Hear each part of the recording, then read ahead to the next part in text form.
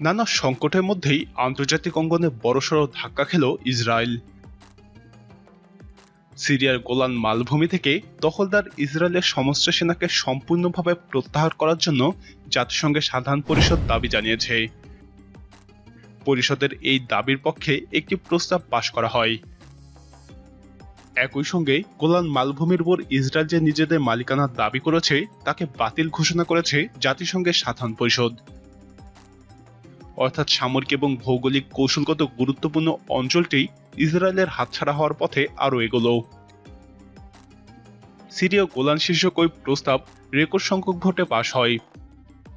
প্রস্তাবের পক্ষে ভোট পড়েছে 94টি, বিপক্ষে মাত্র 8 ভোট পড়েছে এবং ভোটদান থেকে বিরত ছিল 69টি দেশ।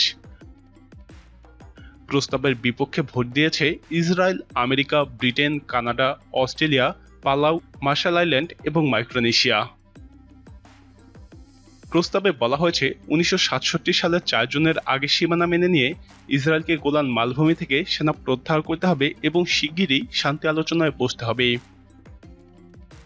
দক্ষিণ পশ্চিম সিরিয়ার একটি পাথুরে মালভূমি হচ্ছে এই গোলান। এর আয়তন 1800 বর্গ কিলোমিটার। ইসরায়েলের উত্তর প্রান্তে অবস্থিত সিরিয়ার এই অঞ্চলটি প্রায় 1200 বর্গ কিলোমিটার এলাকা 1967 সালে আরবদের সাথে 6 দিনের যুদ্ধে দখল করে নেয় ইসরায়েল। সামরিক এবং কৌশলগত কারণে গোলান মালভূমির গুরুত্ব অপরিসীম। এই গুরুত্বের বাইরেও ওই এলাকায় মিঠা পানির প্রধান উৎস। ইসরায়েলের ব্যবহৃত মিঠা পানির 3 ভাগের প্রায় 1 ভাগের যোগান দেয় গোলান। জায়গাটি চাষাবাদের জন্য বিশেষ উপযোগী। এখানে ফল এবং আঙ্গুর চাষ হয়, পশুপালনও হয়। গোলান মালভূমি থেকে মাত্র 40 মাইল দূরে সিরিয়ার রাজধানী দামেস্ক শহর।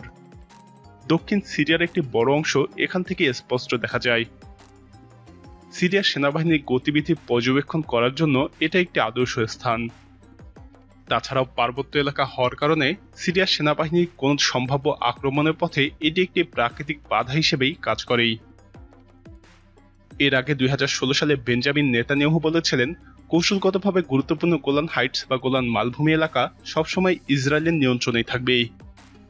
এরপর 2019 সালে গোলান মালভূমির উপর ইসরায়েলের সার্বভৌমত্বকে স্বীকৃতি দিয়ে এক ঘোষণায় স্বাক্ষর করেছেন মার্কিন প্রেসিডেন্ট ডোনাল্ড ট্রাম্প। কিন্তু এর আগের দশকের পর দশক আমেরিকা এবং বিশ্বের অন্যান্য বহু দেশ ইসরায়েলের এই গোলান দখলদারিত্বকে প্রত্যাখ্যান করেছিল। এদিকে জাতিসংঘ সবসময়ই গোলানকে সিরিয়ার অংশ বলে রায় দিয়ে আসছে। প্রিয় দর্শক, গোলান ফেরত পেতে সিরিয়ার কি পদক্ষেপ নেওয়া উচিত বলে আপনি মনে করেন? আপনার মতামত কমেন্টে জানান। নিয়মিত এরকম ভিডিও পেতে আমাদের চ্যানেলটি সাবস্ক্রাইব করে আমাদের সাথেই থাকুন।